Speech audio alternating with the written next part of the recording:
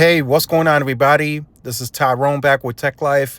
Great article here from Phone Arena. I'll leave a link to it in the description so you guys can check it out. So a big win, a first big win for AT&T in court as they fight to get 4.9.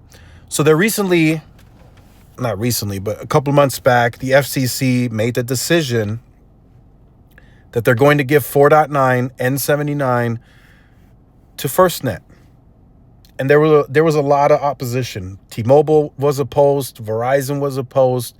They said that a carrier, no matter if it's for first responders, should not be given spectrum. They should still have to bid and go through the natural process of getting spectrum. Well, the FCC decided against that, and they approved the 4.9 for AT&T. So it's been sitting in court. That's the reason that AT&T hasn't deployed any of it. It's been sitting in court, and they're waiting for the final approvals to actually start deployment, and they got one right here. AT&T's FirstNet scores a win in its court fight to gain access to first responders 4.9 band. So judicial action has cleared the way for AT&T's FirstNet to gain access to portions of 4.9, which is it's still kind of a mess because now they only get access to portions of it. As a panel of judges rejected a request to halt the Federal Communications Commission's order, the U.S. Court of Appeals for the D.C. Circuit issued a unanimous order stating that the parties seeking the stay had not met the necessary requirements for a pause while the court reviews the matter. So it's a win for AT&T, right? Essentially, AT&T is seeking to get access to all of the 4.9 so they can just tell Ericsson, get the panels, radios ready, whatever you need to do, we need to deploy this.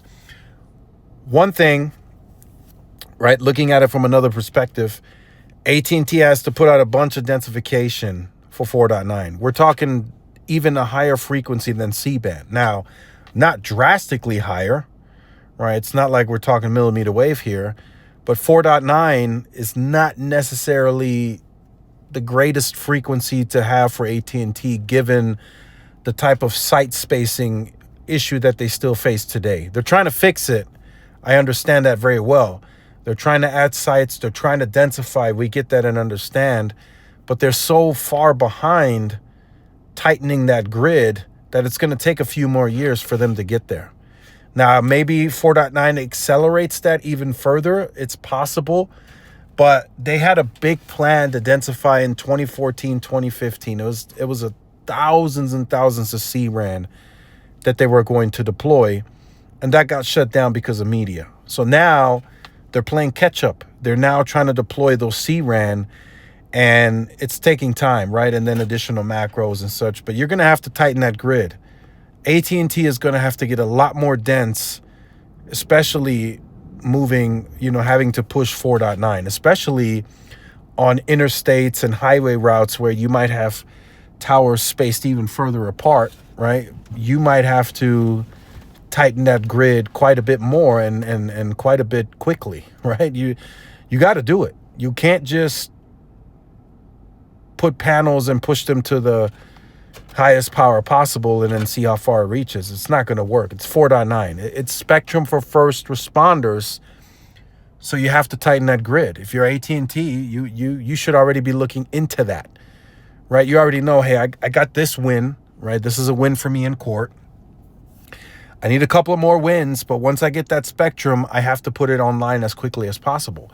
So if I'm AT&T, I'm already looking at, hey, get with the engineers. Let's densify this network to densify it to the grid of 4.9. Like T-Mobile says they densified their grid for PCS. Verizon says they densified their grid for AWS, right? So AT&T needs to densify their grid now for 4.9. It's a higher frequency. They're going to have to make it work, right? Are they going to make it work? Yeah, I think they're going to make it work, but I just don't see them just yet until that changes. I don't see them extensively densifying, right, to where it's adequate enough for that spectrum, right? I still see them trying to use HPUE if possible and push and even indoors, you might still be on one bar, right? They did the same thing with band 30. They're kind of doing the same thing now with the C-band and the DoD deployments. They haven't really densified much, right? They've done some work, but nothing like what Verizon and T-Mobile have done, as an example. So let me know your thoughts in the comments. Like, share, subscribe if you're new. Follow my social media outlets. This is Tyrone with Tech Life. See y'all in the next one. Peace.